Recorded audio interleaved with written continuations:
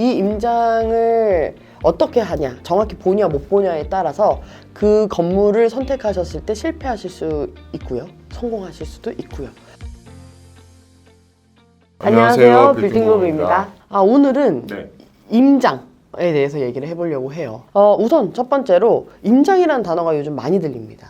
그래서 공인중개사 분들 우리 사이에서도 임장료를 받을 것인가, 그래서 찬반 논란이 좀 있어요. 근데 찬반을 떠나서 임장이라는 단어가 이렇게 급부상되는 거에 대해서 저는 이렇게 생각을 해요. 요즘에 매수자분들이 많이 똑똑해지셨고, 그리고 부동산도 하나의 이제 교육으로, 이제 중개인분들이나 어떤 전문가분들의 의견이 아니라 내가 임장을 해서 장에 임해가지고 정말 좋은지 내 시선으로 체크해서 고르겠다라는 의지가 보여요. 그럼 임장이라는 거 좋습니다. 지금 우리 매수자분들이 어떻게 해야지 임장을 잘할 수 있을까? 특히 이제 빌딩 쪽에서 저희 중개인들이 보는 그 시선이 좀 궁금하실 것 같아요. 임장을 꼭 가야 되는 이유는 너무 많죠. 우리가 주택을 볼 때는 아파트 타입이 있고 동호수가 있고 주변의 인프라가 어떤지가 다 보이니까 굳이 임장을 가지 않더라도 집의 현장에 가서 집의 상태 정도만 파악할 수 있는 그런 정도라고 한다면은, 빌딩을 검토하는 거는 현장을 꼭 가봐야 되는 이유 중에 하나가 어떤 예가 있냐면, 우리가 예를 들어서 주안역이다. 주안역의 역세권의 건물인데 페이퍼로 봤을 때는 너무 좋아요. 역세권, 역과의 거리가 50m밖에 안 돼요. 하지만 현장에 갔는데 주안역이 남쪽 상권과 북쪽 상권이 완전 다르죠. 예를 들어서 또 면목역이다. 면목역 사거리는 역출구가 4군데 다 있지 않아요. 없는 출구도 있습니다. 역세권이긴 하지만. 그래서 현장에 갔을 때에는 괜찮아 보였는데 가보니까 역출구가 건너편에 있네. 뭐 이런 경우도 있죠. 또 이런 게 있더라고요. 제가 이제 물건을 이렇게 보다가 여기는 상권이 없는 지역인데 했는데 현장을 가보니까 대로변에 대기업들이 있는 거예요. 그리고 이면 쪽은 조용해요. 그래서 이 물건, 이면 쪽에 위치하고 있는 이 물건이 별로 안 좋겠다라고 했는데 현장 가보니까 대로변 쪽에 있는 대기업들의 직원들이 뒤에 이면 도로에 가서 흡연을 하더라고요. 그래서 굉장히 상권이 안 좋지만 코너에 있는 그 편의점이 장사가 너무 잘 되는 거예요.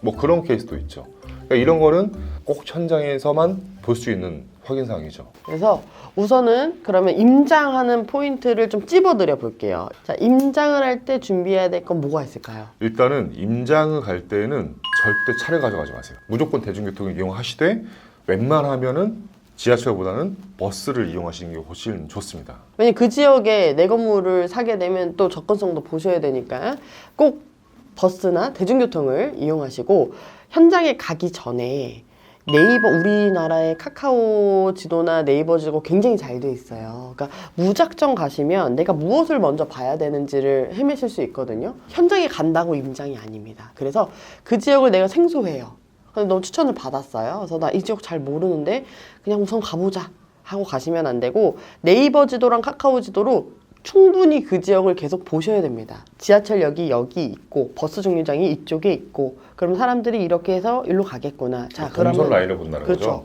그리고 주변에 아파트들은 어디 있고, 그 배우 세대들은 이 건물을 훑어서 내려갈지 아니면 다른 길이, 메인 길이 따로 있는지, 그런 것들을 먼저 봅니다. 그리고 그 지도를 보시면서 프랜차이즈가 들어가 있는 걸 검색해 보세요. 이 지역의 스타벅스는 어디 있을까? 이 지역에 올리브영은 어디 있을까? 그거를 좀 찬찬히 네이버 지도랑 카카오 지도로 보신 다음에 현장으로 빠르게 가십니다. 이 분위기 한동안 봐야 돼요. 그 건물 근처에 한동안 계셔야 됩니다. 그래서 그 근처에 카페는 어디 있는지, 그리고 편의점은 어디에 있는지, 그리고 유동인구에 그 사람들이 뭐 서 있는지, 그냥 흐르기만 하는지, 이런 것들을 한동안 그 건물을 그 근처에 있는 카페나 그 앞에 있는 어디에 들어가서 계속 보고 계셔야 돼요. 시간대는 점심시간대, 그리고 저녁시간대, 그리고 평일 한 번, 주말 한 번, 이렇게 보셔야지, 4번은 보셔야지 저는 충분하다고 생각을 하는데, 보통 매물들이, 좋은 매물은 4번을 보기를 안 기다려 주거든요. 그럼 내가 간 시간이 오전에 갔는지 오후에 갔는지를 보세요. 근데 우리가 보통은 일을 하기 때문에 오피스로 들어가야 되거든요, 대부분의 유동인구들이. 근데 내가 간 그 건물에 유동이 내가 오후 3시에, 2시에 점심시간이 끝나고 갔는데도 흐르네, 좋은 위치고, 갔는데 막 휑해요. 휑하고 사람이 안 다니고, 점심시간에 갔는데도 약간 사람이 안 다닌다. 그러면은 약간 여기 유동인구는 조금 빠지는구나. 그리고 그 다음에 주변의 건물들을 보셔야 돼요. 주변의 건물들을 뭘 보셔야 되냐면 임대가 붙어 있는지 안 붙어 있는지를 보셔야 공실률을 그렇게 체크해야 되거든요. 뭐 인터넷으로 여기에 공실이 있나도 체크할 수 있지만 실제로 현장에 갔을 때 광고는 안 올리지만 공실이 비어있는 경우들이 있어요. 특히 1층 공실이 많은 지역은 당연히 피하셔야 되는 거고 1층은 웬만하면 차 있는데 바로 고개를 올리니까 2층부터 비어있는 지역이 있고 3층부터 비어있는 지역이 있고 아니 공실이 없는 지역도 있고 그래서 공실률을 보셔야 됩니다. 그리고 또 하나 추가적으로 보셔야 될 게 주택이 몇 층부터 형성되는지도 보셔야 됩니다. 이게 보통 그렇죠.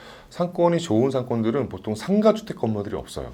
근데 상권이 조금 빠지는 지역들은 상가주택 건물들이 좀 많이 형성돼 있죠. 그러니까 그 뜻은 상층부까지는 임차가 안 차 있다라는 뜻인 거죠. 그래서 현장에 꼭 가셔가지고 내가 검토하는 이 건물뿐만이 아니고 주변에 있는 건물들이 상가가 형성되어 있는 건물의 층수가 몇 층까지 올라가 있는지를 보시는 게 제일 중요할 것 같고 그리고 주변의 건물들에 대한 노후도 또는 신축에 대한 비율 이런 것들도 보실 필요가 있을 것 같아요. 자, 근생과 사무실의 그 비교가 애매하거든요. 둘 다 주택이 아니니까 애매한데 제가 기준 정해드릴게요. 내가 걸어 들어갈 수 있는지 있으면 근린생활시설 장사를 하고 있는 곳인 거예요. 내가 고객이 될 수 있는 공간인 거죠. 근데 한 3층부터가 갔더니 내가 들어가지 못해요.